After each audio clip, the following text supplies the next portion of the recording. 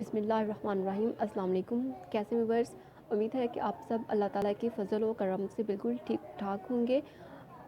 آج ہم بات کرتے ہیں کیلے کی، اور میں آپ کو بتاؤں گی کیلے کے ڈھیر سارے فوائد۔ تو جناب کیلا بہت اہم چیز ہے، اس کو ہم اپنی ڈیلی روٹین میں ہمیں مسٹ شامل کرنا چاہیے۔ اور فرسٹ یہ ہے کہ اسے کبھی شوگر نہیں ہوتی۔ اگر آپ کیلا ڈیلی کھاتے رہتے ہیں تو آپ کبھی شوگر کا شکار نہیں ہوں گے۔ اس کے علاوہ کیلا اگر کسی کو قبض ہے تو وہ کیلا پسی ہوئی چٹکی بھر الائچی کے ساتھ یوز کریں، تو جناب اس کی جو قبض ہے وہ بالکل ٹھیک ٹھاک ہو جائے گی۔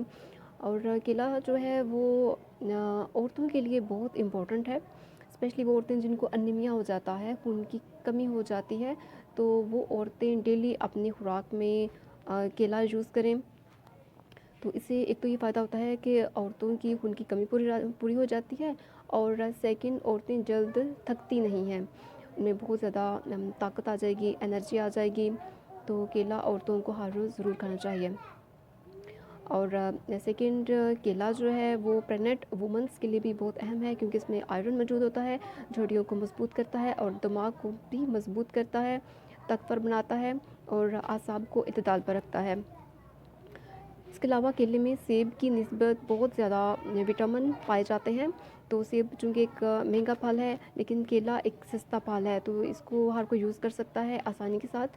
اس کے علاوہ یہ ہاضمے کو درست کرتا ہے، سینے کی جلن اور گیس وغیرہ سے بھی محفوظ رکھتا ہے، اور یہ کینسر سے بھی بچاتا ہے۔ اس میں پوٹاشیم ہوتا ہے جو کہ پٹھوں کے کھچاؤ میں بڑا امپورٹنٹ ہوتا ہے، تو جن کو پٹھوں کا کھچاؤ ہے، کمر میں درد ہے، وہ بھی اس کو اپنی ڈیلی روٹین میں ضرور شامل کریں۔ اور امید ہے آپ کو یہ ٹپس اچھی لگی ہوں گی۔ یہ ویڈیو اگر آپ کو اچھی لگی ہے تو پلیز لائک اینڈ شیئر ضرور کیجیے گا، چینل کو سبسکرائب کر دیجیے گا۔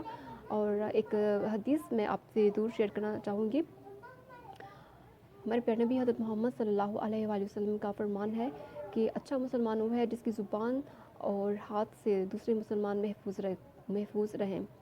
تو جناب اپنی زبانوں کے تیروں سے دوسرے مسلمانوں کو محفوظ رکھیں، ان کا دل نہ دکھائیں، تاکہ آپ دنیا و آخرت میں سرخرو ہو سکیں۔